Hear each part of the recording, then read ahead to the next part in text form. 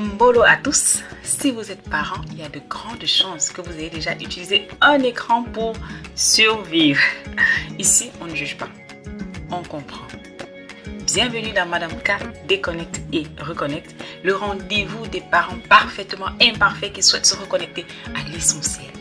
Je suis Madame K, éducatrice et praticienne en neurosciences appliquées, entre deux rires et quelques vérités qui piquent, parce qu'on va se parler franchement entre parents, parce que oui, je suis aussi maman. On va vulgariser les neurosciences, on va décoder les comportements pour sortir de la parentalité réactive et embrasser la parentalité que nous méritons tous. Oh là là, bienvenue. Alors, s'il vous plaît, les dirigeants d'école maternelle, les dirigeants de nos crèches, s'il vous plaît, enlevez les écrans des salles des enfants, s'il vous plaît. Je sais ce que vous allez penser. Hein. Oh, ce n'est qu'une télé allumée au fond de la salle. Ça ne peut pas faire de mal.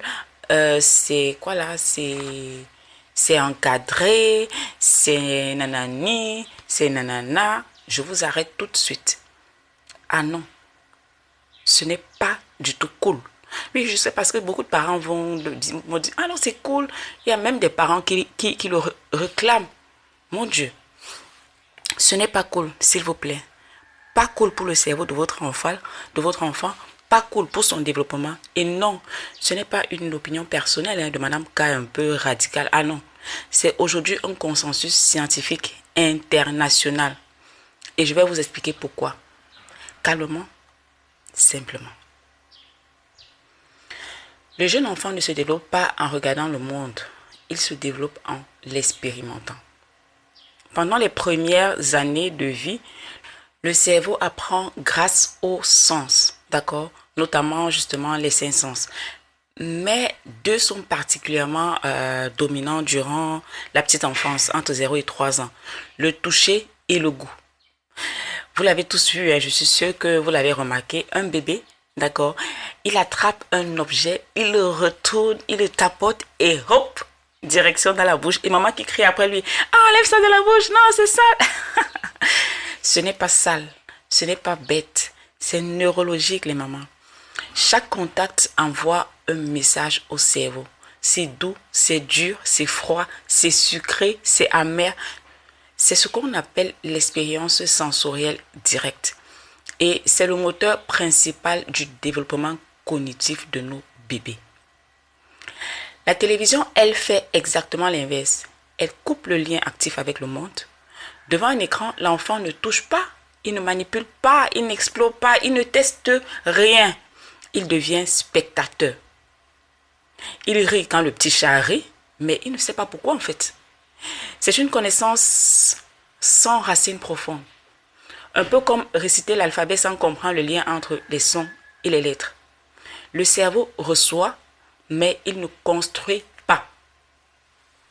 L'Organisation mondiale de la santé recommande officiellement 0 écran avant 2 ans.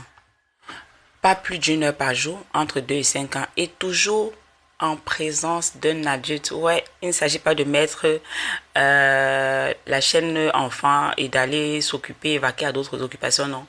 Il s'agit justement de s'asseoir auprès de l'enfant, d'interagir avec lui.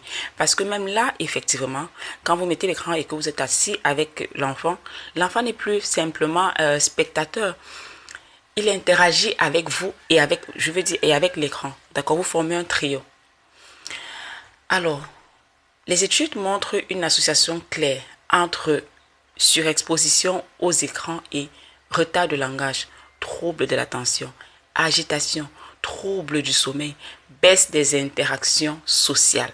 Combien de fois des parents m'ont appelé pour me dire « Ah, l'enfant s'il n'est pas concentré, ah, mon enfant à 4 ans il ne parle pas, ah, la langue de mon enfant était attachée par les sorciers » et j'en passe. Ce ne sont pas des peurs irrationnelles, ce sont des données de santé publique, d'accord? Toutes ces conséquences-là, c'est réel les parents. C'est réel les directeurs de maternelle et de crèche. Alors oui, je le dis calmement mais fermement. Si vous êtes promoteur de crèche, directeur ou directrice d'école maternelle, s'il vous plaît, retirez les écrans des salles d'enfants.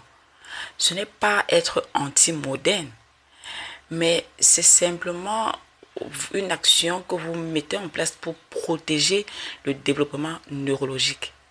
Et vous, mes parents adorés, s'il vous plaît, ce n'est pas une question d'interdiction stricte, hein. C'est simplement une question d'équilibre, de bon timing et surtout de présence humaine. Les écrans ne sont pas le mal et le diable en soi, mais ils ne doivent jamais, jamais remplacer le toucher, le mouvement, la relation. D'accord? Dans le prochain épisode, on ira encore plus loin. On parlera des conséquences concrètes à long terme sur les domaines clés de développement des enfants. Je vous remercie d'avoir écouté cet épisode jusqu'au bout. Je suis toujours heureuse de partager ce moment avec vous, là-bas les parents. On se donne rendez-vous au prochain épisode et d'ici là, soyez indulgents avec vous-même, mais restez conscients.